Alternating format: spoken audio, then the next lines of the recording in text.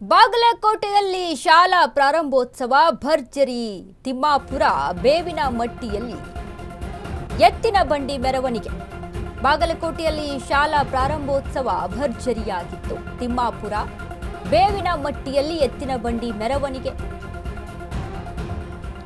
ತಳಿರು ತೋರಣಗಳಿಂದ ಸರ್ಕಾರಿ ಶಾಲೆಗಳಿಗೆ ಅಲಂಕಾರ.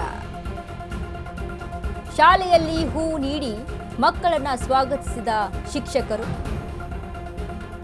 ಎತ್ತಿನ ಚಕ್ಕಡಿಗಳಲ್ಲಿ ಮೆರವಣಿಗೆ ಮಾಡಿ ಸಂಭ್ರಮ ಸಡಗರ ಜೋರಾಗಿತ್ತು. ಶಾಸಕ ಉಮೇಶ್ ಮೇಟಿ ಹಾಗೂ ಜಿಲ್ಲಾಧಿಕಾರಿ ಸಂಗಪ್ಪ ಭಾಗಿಯಾಗಿದ್ದರು. ಬಾಗಲಕೋಟೆಯಲ್ಲಿ ಶಾಲಾ ಪ್ರಾರಂಭೋತ್ಸವ ಭರ್ಜರಿಯಾಗಿ ಸಾಗಿತು. ತಿಮ್ಮಾಪುರ ಬೇವಿನ ಮಟ್ಟಿಯಲ್ಲಿ ಎತ್ತಿನ ಬಂಡೆ ಮೆರವಣಿಗೆ. ತಳಿರು ತೋರಣಗಳಿಂದ ಸರ್ಕಾರಿ ಶಾಲೆಗಳಿಗೆ ಅಲಂಕಾರ. ಮಕ್ಕಳಿಗೆ ಹೂಗಳನ್ನು ನೀಡಿ ಸ್ವಾಗತಿಸಲಾಯಿತು. ಶಿಕ್ಷಕರು ಕೂಡ ಎಲ್ಲರೂ ಕೂಡ ಸಂಭ್ರಮಾಚರಣೆ ಜೋರಾಗಿತ್ತು. ಎತ್ತಿನ ಚಕ್ಕಡಿಗಳಲ್ಲಿ ಮೆರವಣಿಗೆ, ಹಳ್ಳಿ ಸೊಗಡಿನ ರೀತಿಯಲ್ಲಿ ಸಂಭ್ರಮಾಚರಣೆ ಜೋರಾಗಿತ್ತು. ಇಂದು ಶಾಸಕ ಉಮೇಶ್ ಮೇಟಿ ಹಾಗೂ ಜಿಲ್ಲಾಧಿಕಾರಿ ಸಂಗಪ್ಪ ಕೂಡ ಭಾಗಿಯಾಗಿದ್ದರು. ಶಾಲಾ ಪ್ರಾರಂಭೋತ್ಸವ ಇತ್ತೀಚಿನ ಈ ಒಂದು ದಿನಮಾನಗಳಲ್ಲಿ ಸರ್ಕಾರಿ ಶಾಲೆ ಪ್ರಾರಂಭ ಆಗ್ತಾ ಇದೆ ಅಂತಂದ್ರೆ ನಿಜಕ್ಕೂ ಕೂಡ ತುಂಬಾ ಖುಷಿ ಪಡುವಂತ ಸುದ್ದಿ.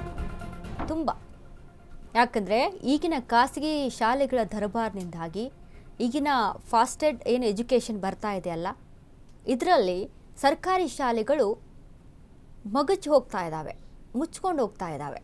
ಬಟ್ ಇಂಥ ದಿನಮಾನಗಳಲ್ಲಿ ಸರ್ಕಾರಿ ಶಾಲೆ ಓಪನ್ ಆಗಿರುವಂಥದ್ದು ನಿಜಕ್ಕೂ ತುಂಬ ಖುಷಿ ಪಡುವಂತಹ ಸುದ್ದಿ.